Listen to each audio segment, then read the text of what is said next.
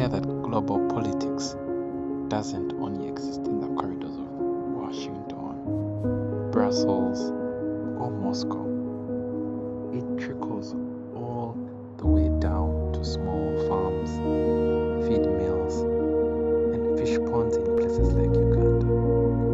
The Russia-Ukraine war, US-Russia relations, US-North Korea relations, Trump's return to influence, and shifting alliances across the globe are reshaping how food, feed, and fish are produced and traded, including right here in East Africa.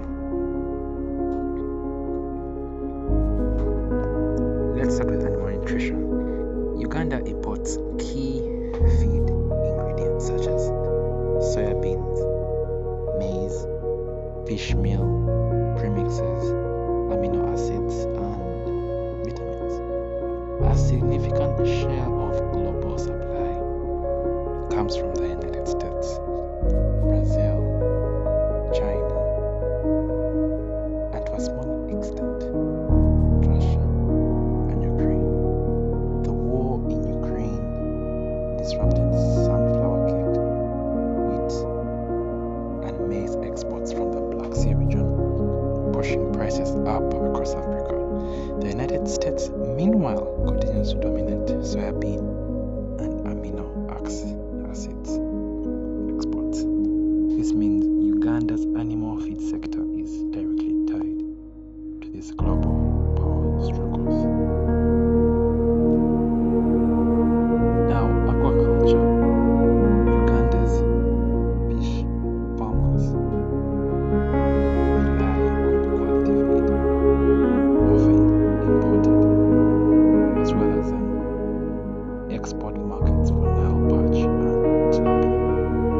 The Russia-Ukraine conflict disrupted logistics and increased energy costs, which raised shipping and fertilizer prices.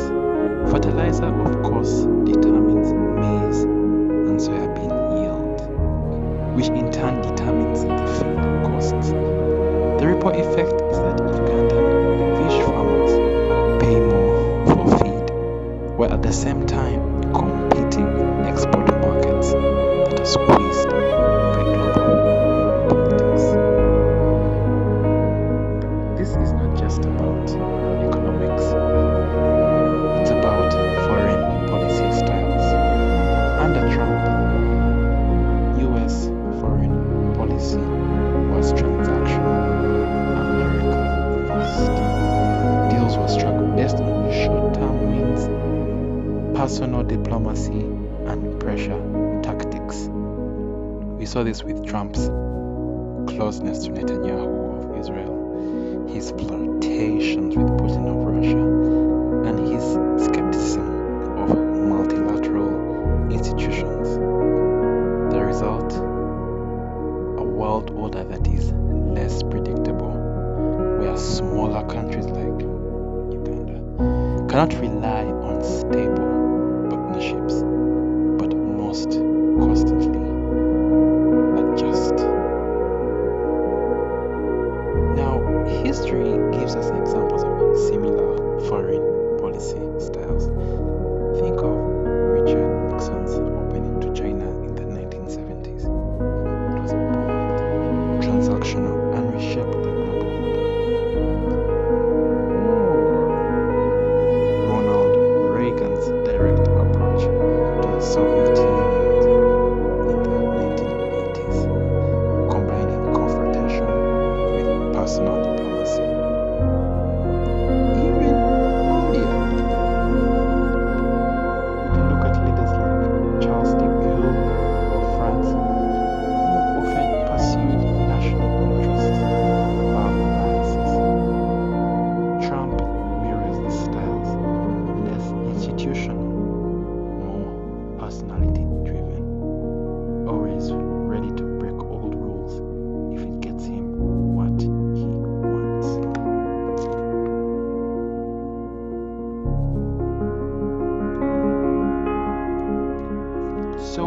how does this mirror Uganda's situation?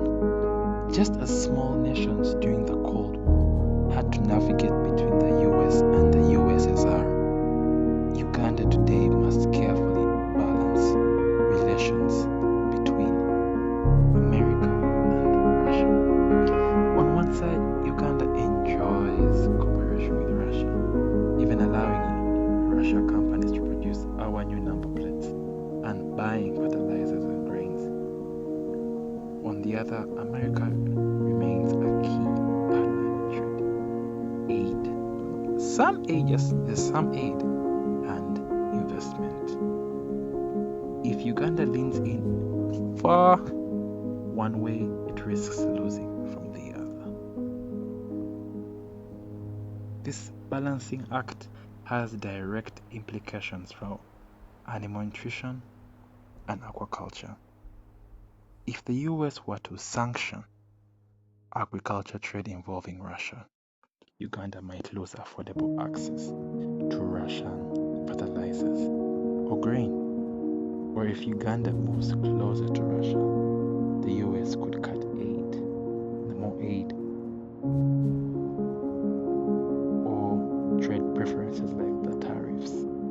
The farmer in Wakiso, the feed miller in Jinja, or the fish exporter in Entebbe would all feel the shockwaves. All this uncertainty. Now let's turn to lessons and interventions. How can Uganda, and by extension other nations, protect their animal nutrition and aquaculture sectors for the global storms? Number one, diversification of supply chains.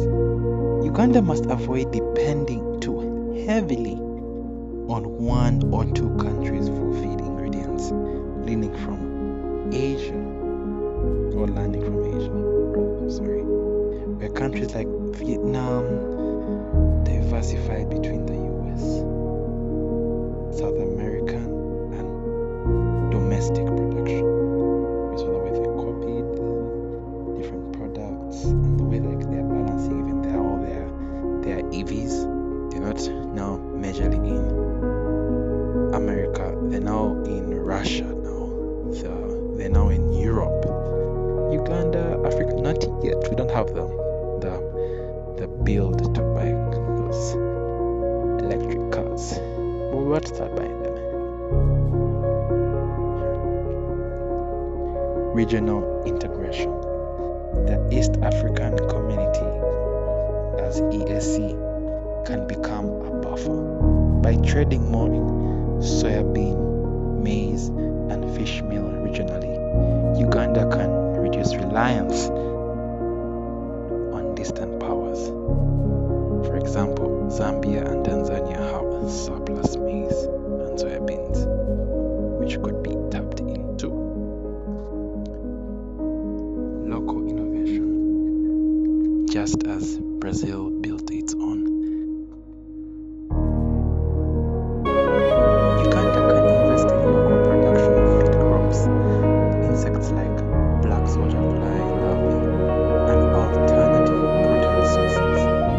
This strengthens both animal nutrition and aquaculture. Diplomatic balance. Uganda must manage smart things, avoiding the trap of impressing Trump or siding blindly with one power, or even internally in our country, and stop trying to impress one person. We should be thinking more about the future and ourselves. Uganda can learn from countries like India during the Cold War, which pursued non-alignment. And I think that's where the non-aligned movement came from. We're still engaging both blocs. Lessons from history. When OPEC oil shocks hit the 1970s, countries that invested in energy independence fared better. Similarly, when global wheat prices spiked, nations that had invested in local reserves could protect their people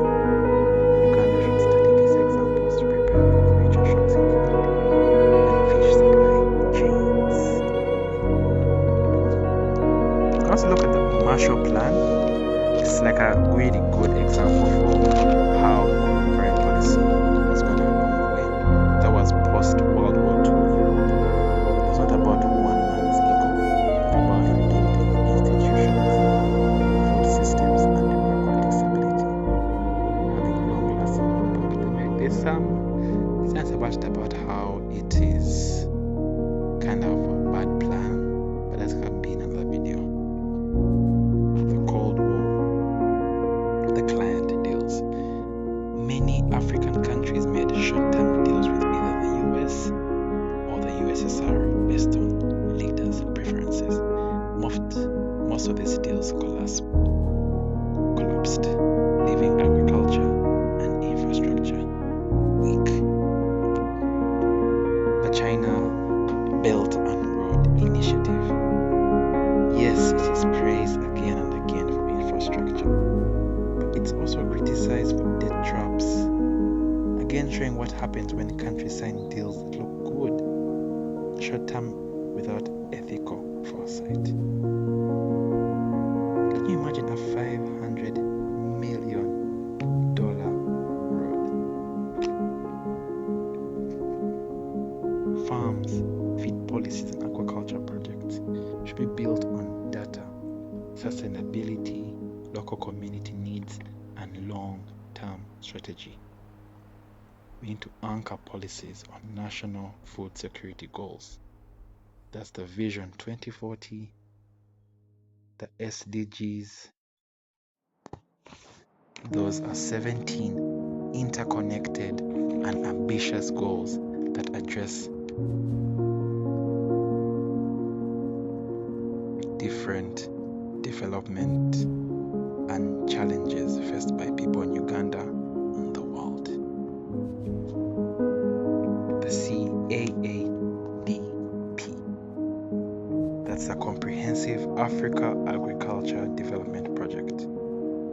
This is a continental framework by the African Union launched in 2003 to accelerate agricultural transformation and achieve food security across the continent. It is planned to extend sustainable land management and reliable water control systems, to improve rural infrastructure and market access, to increase food supply and reduce hunger.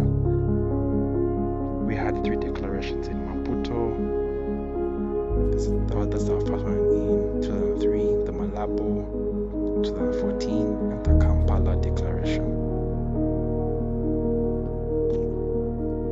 Then we have the AFCFTA. We should try and diversify our partners. We should not only depend only on US or Russia.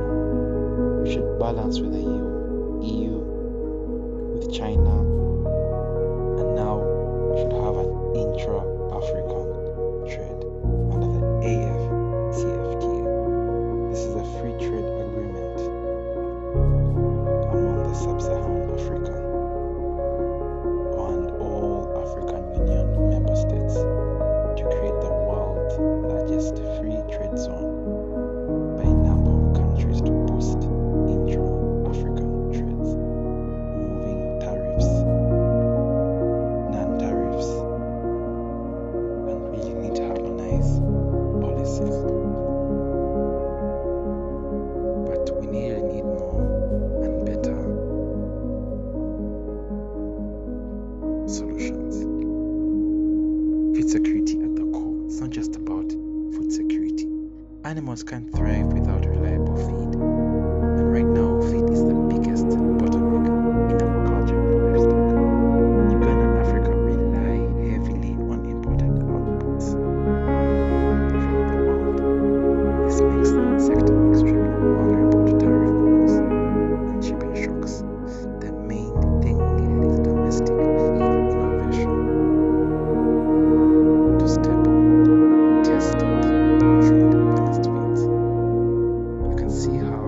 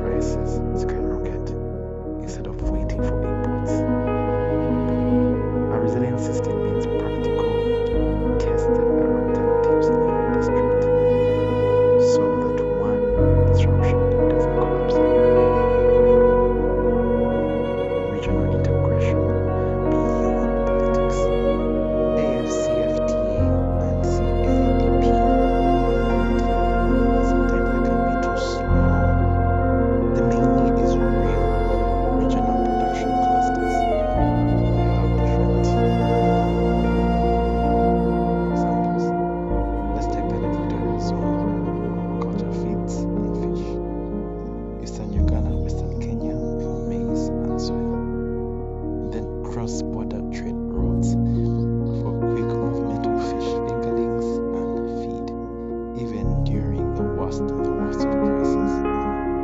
But this requires trust and enforcement, not just saying things, not just speeches, so that politics doesn't derail farmer access. We need to reassure both the sector. Wars, tariffs, natural disasters aren't if, but when. To survive, aquaculture and nutrition need buffer mechanisms. Strategic grain reserves that include feed ingredients, not just maize for human food. We need insurance schemes for floods, droughts, or fish kills. We need to be better insurance schemes that covers different problems or different disasters that may happen in pan-agricultural industry sector's journey. Then we should have early warning systems tied to climate and trade disruptions. We need to fund the Meteorological Society of Uganda and the Economic Policy Research Center. Those guys really do a lot. The EPRC, they do a lot. Just need more funding. Ethics and fair play in deals. The deals with big powers often serve their leaders' ego, not the farmer's survival. I remember one day saying, feed your animals rhythms, not your egos. This also comes in play, We need to stop playing deals just to feel or to serve the leader's ego. We need to think about the animal's rhythm, the farmer's survival. Uganda, East Africa, and Africa need to anchor deals not on personalities, but on transparent farmer-first agreements. Let's make an example. If importing vaccines or feed premixes from Israel, it should be because it helps farmers reduce costs, not because it makes one president look close to Trump. Uganda and Africa need to build resilient, homegrown animal nutrition and aquaculture systems that can keep functioning no matter what Trump, Russia, Israel, tariffs, or wars happen outside. That means we need 5 things. We need feed independence, we need practical farmer level innovation, strong regional linkages, less of fighting with each other, safety nets against shocks, ethical farmer-centered deals. And we need more people making videos and showing us their journeys so we can learn from you guys. Put simply, the sector will thrive not by chasing foreign politics, but by feeding itself from within, while staying flexible to the global tides. Ultimately, the lesson is this: global politics isn't abstract. It's not an abstract game. It's about the price of a kilo of fish, the cost of a bag of feed, and whether a farmer can break even. Leaders may choose prestige, power, or alliances, but the real measure is how policies affect the ordinary farmer. So when we think about Trump's foreign policy, transactional, unpredictable, personality-driven, we must ask, what does this mean for Ugandan fish farmer? First moving with the poultry keeper. For an animal nutrition student planning to start a feed mill, the answer lies in